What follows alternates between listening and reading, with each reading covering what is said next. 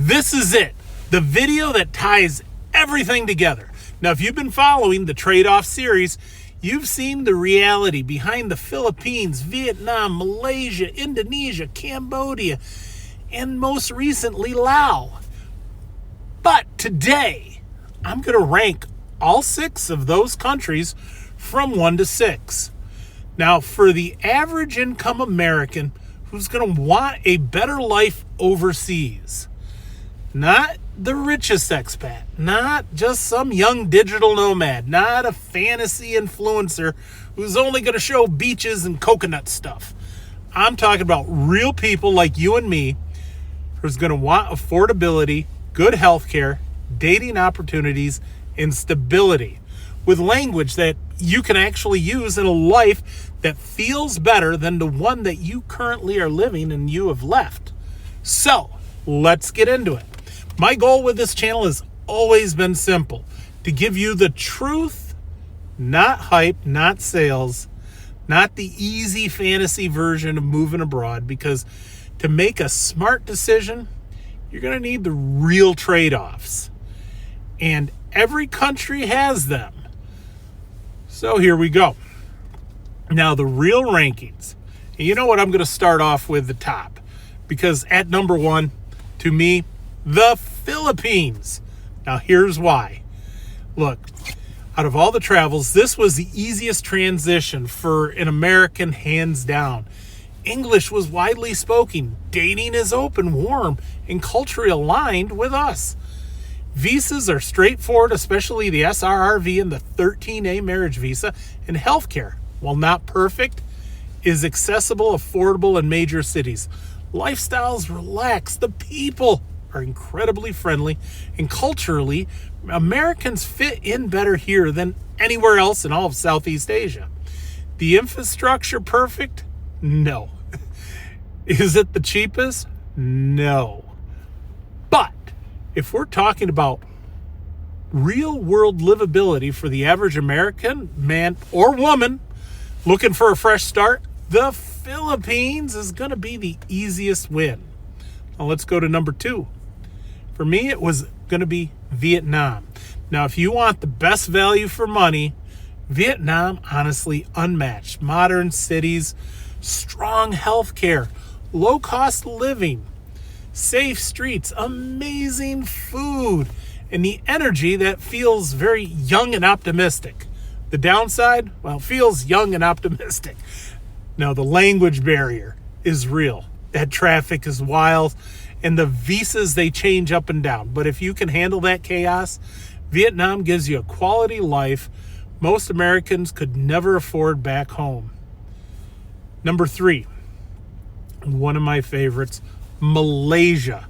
The best price per quality country in all of Southeast Asia, if you can afford that visa, because Malaysia is clean, modern, safe. English is widely spoken. Healthcare is excellent and on par with the West at a fraction of the cost. But that MM2H financial requirements put Malaysia out of reach for many average income Americans. If you can qualify, you win big. If you can't, Malaysia is going to drop much lower on the list, because it's $150,000 to park. Next one's going to be Indonesia. Indonesia, God, you love the beaches, the community, a more balanced mix of calm and activity, a cost of living many retirees can handle, but the healthcare is weaker than the other ones we talked about, and visas can be expensive or complicated if you're going to want to stay long term.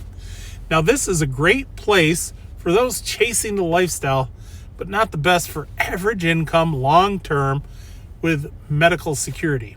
Number 5, Cambodia. Now, Cambodia is easy to stay long term. The visas are simple. The cost of living is low. Dating is extremely open to foreigners. And English is more common than people are going to expect, especially in the, the more metropolitan areas. Now we're looking at healthcare. Healthcare, you know what? It's extremely limited. The infrastructure is inconsistent. And the outside of those major cities we're talking about, it's like living in factory towns. There's not much to look at. But Cambodia works for minimalists, budget-friendly retirees, and people who are going to want simplicity.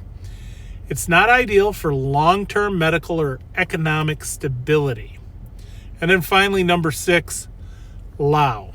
Laos is peaceful, it's quiet, it's slow, it's safe and cheap. Well, incredibly cheap.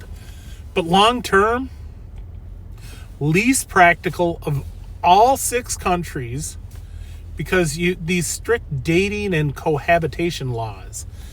Weak healthcare, hard visas, an unstable currency, and not much for modern amenities. And if you want the stillness and simplicity, Laos is a dream. But if you're average income American looking for affordability, lifestyle, and practically, Laos is simply just falls short to me, all of them.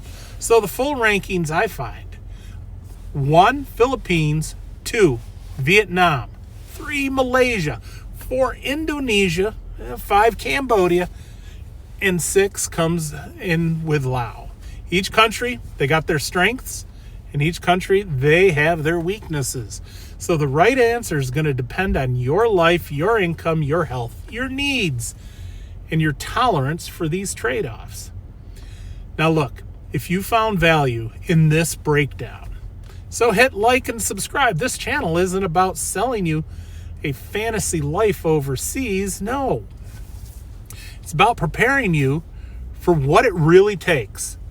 We're talking your wealth, your health, and your mindset. Because if you don't get those 3 right, you can rebuild your life in a way most people will never experience. So yeah, otherwise, everybody, it's going to be different. And there's going to be people that have, and I want you to do your research. But this was just for me. For you, it might be Vietnam. It might be Malaysia. If you got that $150,000 that you can park, or you realize you want to invest in a house and stuff like that, that could be for you. Maybe you really have low income standards and something like Laos or Cambodia is better for you. So anyway, I'm Rob. This is the Expat Review. I'm going to see you in the next one. So take care.